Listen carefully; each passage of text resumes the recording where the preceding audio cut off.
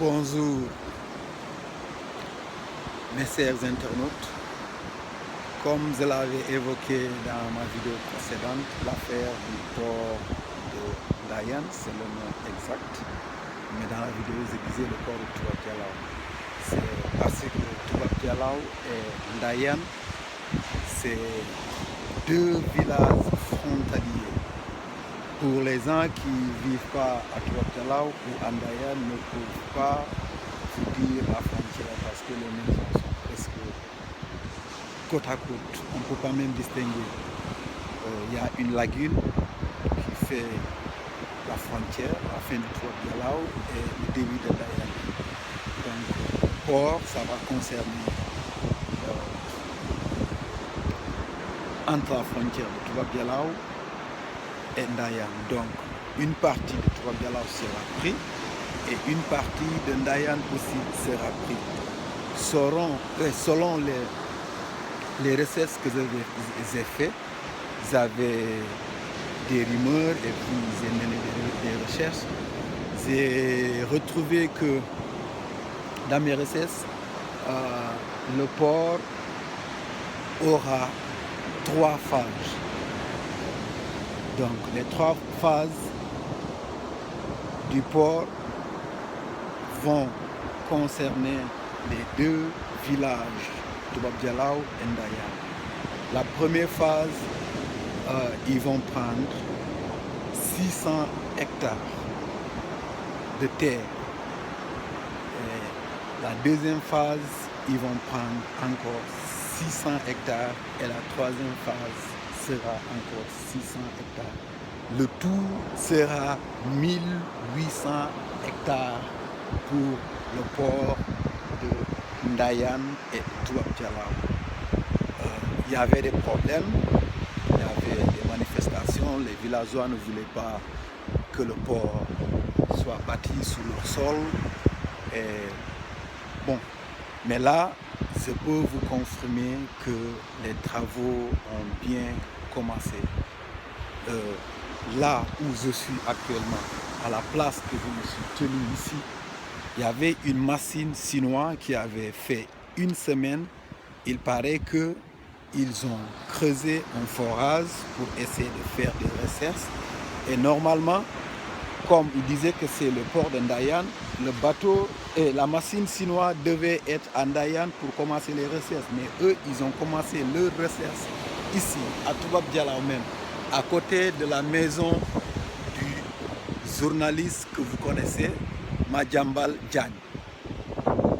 Derrière, c'est la maison du journaliste Madiambal Diagne. Sa maison, peut-être un jour, sera impactée parce que le port, ça ne va pas seulement concerner l'océan.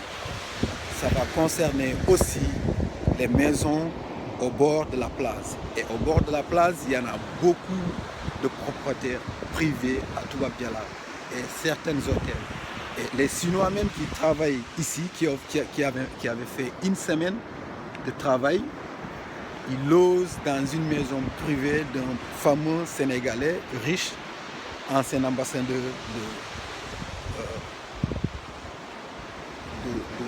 du Sénégal aux Nations Unies.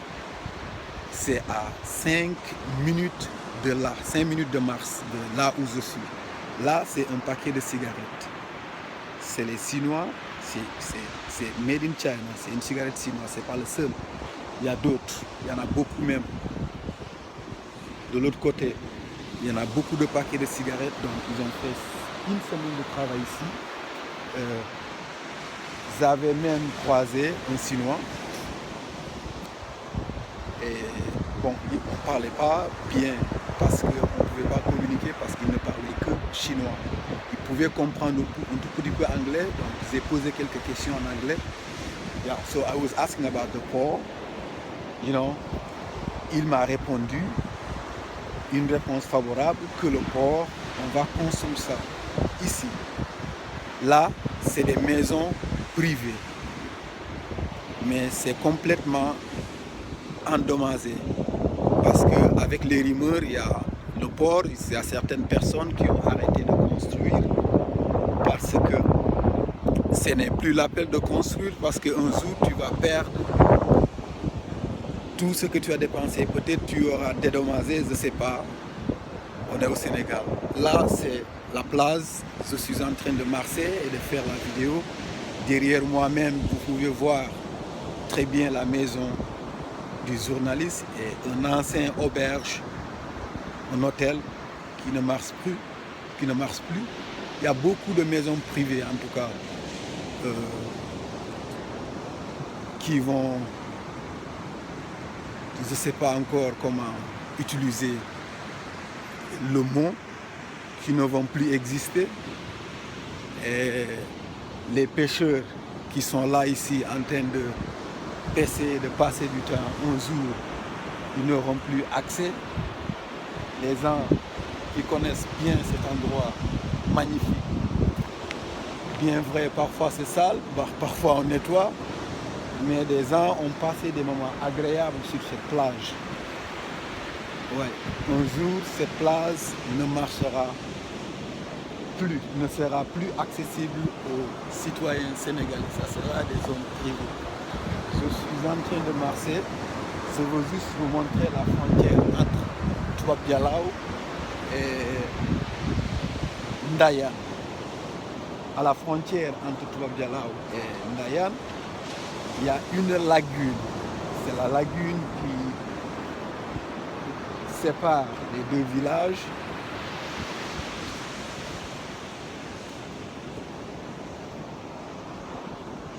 Là, c'est aussi une maison privée. C'était la maison de Boubacar Camara. C'est un gars, un politicien. Il est un peu connu maintenant au Sénégal, mais la maison, elle a été vendue. Et dans peu de temps, la maison n'existera plus parce que le port va concerner beaucoup de parties. Donc là où je suis à la frontière entre Toubab Dialaw et Ndayane.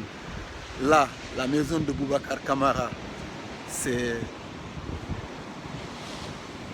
la dernière maison du village de Toubab Dialaw. C'est la dernière maison. Et là, vous voyez, il y a une lagune. Vous voyez derrière moi, la lagune elle est là. Ici, c'est la fin de Toubab Dialaw et le début de Ndayane. Donc, le port va concerner cet endroit. Les gens qui connaissent cet endroit magnifique, la lagune, elle est là, un espace très vaste où les jeunes aussi s'entraînaient, ils jouaient au football, ils faisaient du tout. À l'école des sables aussi, des fois, s'il y a des stages, ils faisaient des cours de danse à la plage et tout ça. Un jour, l'école des sables aussi ne sera pas là, peut-être, je ne sais pas, parce qu'il est à quelques minutes de là, peut-être à 10 minutes de là, école des sables. Derrière la lagune, vous pouvez même apercevoir l'école des sables. Ndayane, il y a beaucoup d'hôtels et des maisons privées qui ne seront plus fonctionnelles, qui ne seront plus là un jour. Là, vous voyez des pêcheurs qui tirent leur filet un jour, peut-être ils n'auront pas le temps